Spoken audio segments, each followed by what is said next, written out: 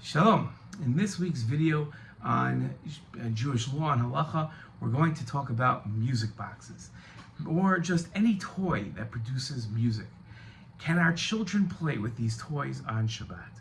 Is that allowed? On Shabbos, can we give our kids a music box to play with? The answer is no, but yes. What do I mean by that? First of all, let's differentiate between two types of children. We differentiate between them by age. Are they the age of understanding educational lessons? We usually draw that differentiation at 3, 4, or 5 years old, depending on the child.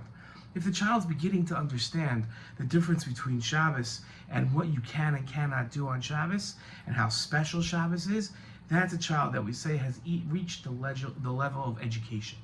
At that point, the child cannot play with toys that normally we would consider MUKTZEH, that we consider are forbidden to be used because to use them requires a violation of Shabbat laws. Like a music box would require playing music, which is not allowed on Shabbat. But if the child is under the age of chinuch, they don't understand Shabbos. They don't understand. If you tell them you can't do that because it's Shabbos, they'll look at you funny. Like, what are you talking about? I don't get it. And therefore, that child, while we can't hand them the music box, if we see them playing with it, there's no reason to stop them.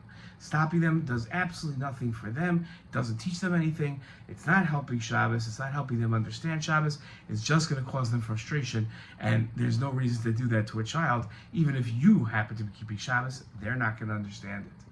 Now, if the child is truly upset, then, and again, we're talking about a kid that's under the age of education, and they can't reach the music box themselves, or whatever music, a magical guitar, or whatever it is, you're allowed to give it to them, but only if they're truly upset.